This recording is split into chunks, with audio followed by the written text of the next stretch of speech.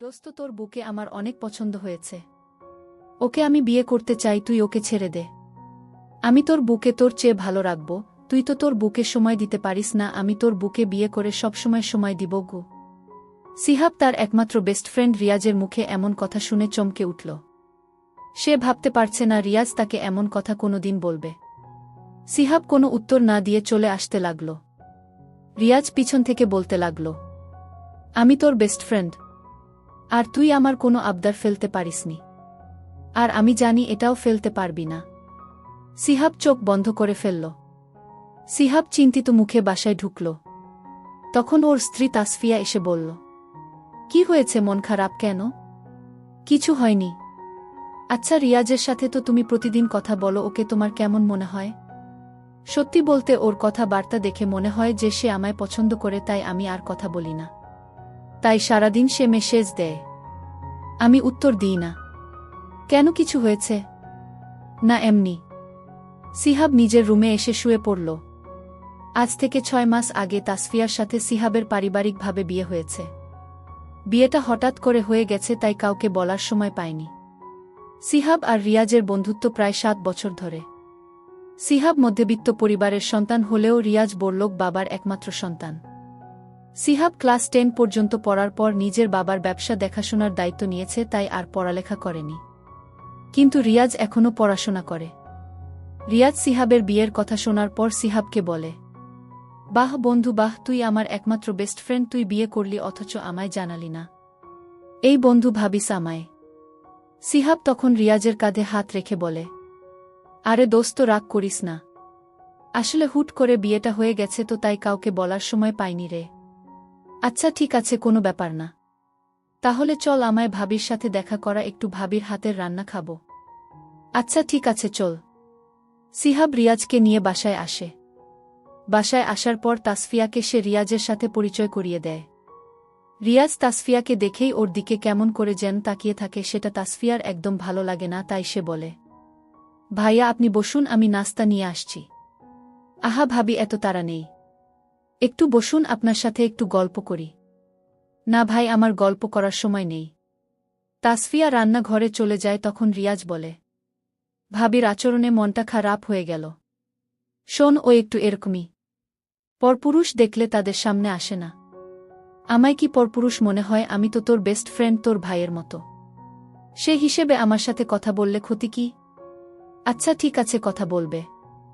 সিহাবের মা রিয়াজকে বাসায় আসতে দেখে সিহাবকে নিজের রুমে নিয়ে গিয়ে বেশ ধমকের সুরে বলে, তুই ওকে এই বাড়িতে কেন নিয়ে এসেছিস? আসলে মা, বিয়েতে তো কাউকে বলেনি, তাই রিয়াজ আমার বিয়ের কথা শুনে আমার বুকে দেখতে চেয়েছিল।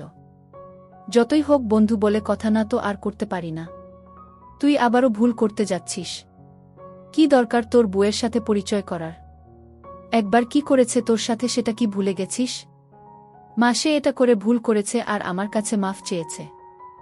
আর আমার বিশ্বাস সে আর কিছু করবে না। তোর এই সহজে মানুষকে বিশ্বাস করার ব্যাপারটা তোর বিপদ ডেকে নিয়ে আসে। যা পারিস কর। সিহাব ওর মায়ের রুম থেকে বের আসতেই তাসফিয়ার মুখোমুখি হল। তাসফিয়া বলল, কি হয়েছে মা, কি যেন বলছিল? তেমন কিছু না, চলো। সিহাব কিছু না বলায় তাসফিয়া আর কথা বাড়াল না। তাসফিয়া রান্না করতে চলে গেল। তাসফিয়া খাবার রান্না করে নিয়ে আসে। রিয়াজ খাবার খাচ্ছিল আর তাসফিয়ার রান্নার প্রশংসা করছিল। সেদিন রিয়াজ বাসায় যাওয়ার পর শুধু তাসফিয়ার কথা ভাবতে থাকে। তার চেহারা বারবার রিয়াজের চোখে ভাসতে থাকে। এক মুহূর্তে ভুলে যায় যে তাসফিয়া একজন বিবাহিত মেয়ে, তাও সে তার বেস্ট ফ্রেন্ডের স্ত্রী। রিয়াজ ফেসবুকে ঘোরাঘুরি করছিল, এমন সময় তাসফিয়া তারিন নামের এক মেয়ের আইডি চোখে পড়ে। রিয়াজ আইডি ঢুকে মিউচুয়াল ফ্রেন্ড লিস্টে সিহাবকে দেখে বুঝে যায় এটাই তাসফিয়ার আইডি। রিয়াজ তাসফিয়ার আইডিতে রিকোয়েস্ট পাঠায়, কিন্তু তাসফিয়া কোনো রেসপন্স করে না। তখন রিয়াজ ইনবক্সে নিজের পরিচয় দেয়। তাসফিয়া তখন সিহাবকে বলে, তোমার ফ্রেন্ড আমার আইডি মেসেজ দিয়েছে, কি করব? কথা বলিও, তবে নিজে থেকে মেসেজ দিবে না। সেটা তো কখনোই করব না। আমার তো তুমি ছাড়া আর কারো সাথে কথা বলতে ইচ্ছা করে না। সিহাব হেসে উঠে তাসফিয়াকে জড়িয়ে ধরে ওর কপালে চুমু দেয়। তাসফিয়া তখন বলে, আমি ফেসবুক চালাই, শুধুমাত্র গল্প পড়ে সময় পার করি। এছাড়া আমি আর কারো সাথে কথা বলি না। তুমি আমার আইডির পাসওয়ার্ড রাখতে পারো, সমস্যা নেই। আমি আমার বুটাকে বিশ্বাস করি। আমার বউ আমায় ছাড়া আর কাউকে ভালোবাসতেই পারে না। হি হি, ঠিক বলেছ। যখন আমাদের বাবু হবে তখন আর এসব চালাবো না। তখন বাবুকে নিয়ে সময় পার করব। খুব শীঘ্রই তোমার সে আশা পূরণ হবে ইনশাল্লাহ।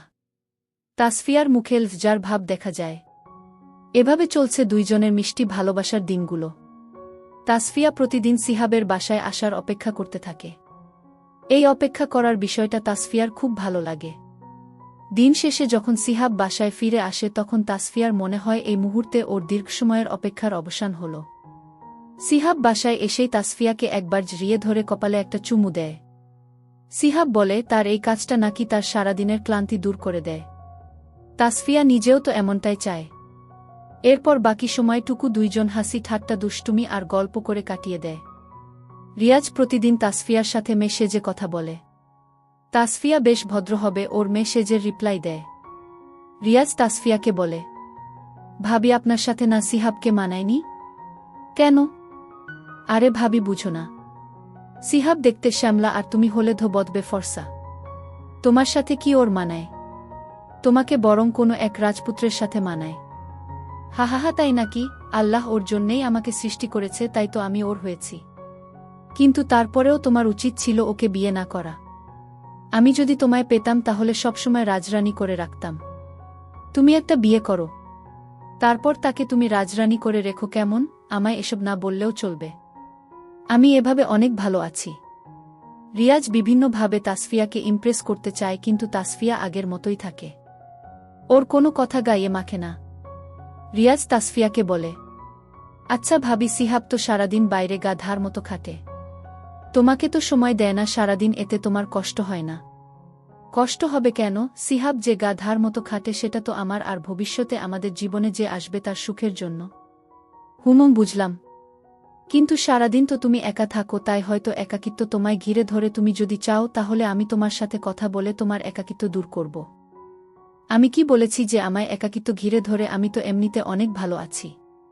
যার মনে তার স্বামীর ভালোবাসা থাকে তাকে কখনো একাকিত্ব ঘিরে ধরে না। তাই এসব বলবেন না। ঠিক আছে, বলবো না। তবে আমি চাইছিলাম আমরা দুইজন এমন বন্ধুত্ব করব যার সাথে সব শেয়ার করা যায়। ভার্সিটিতে পড়ো, তোমার তো অনেক মেয়ে বন্ধু থাকার কথা। তাদের একজনকে এমন বন্ধু বানিয়ে নিলেই পারো। সবাই তো আর তোমার মতো না। আমি চাইছিলাম সিহাব তো আমার ছেলে বেস্ট ফ্রেন্ড, আর তার স্ত্রী হিসেবে তুমি না হয় আমার মেয়ে বেস্ট ফ্রেন্ড হলে। সরি ভাই, আমার একমাত্র বেস্ট ফ্রেন্ড আমার স্বামী, তাই দ্বিতীয় কাউকে আমি চাই না। আর আমায় মেসেজ দিবে না ভাই তুমি। এবার মেসেজ দিলে ব্লক করে দিবা। তখন রিয়াজ বলে, সিহাব একটা মেয়েকে পছন্দ করত, জানো সেটা? জানি, বিয়ের আগে সব বলেছে আমায়। সে শুধু পছন্দ করত, এর বেশি কিছু না। প্রেম তো আর করেনি। এমন হতেই পারে। আর মেসেজ দিবেন না। এরপর থেকে তাসফিয়া রিয়াজের সাথে আর কোনো কথা বলে না।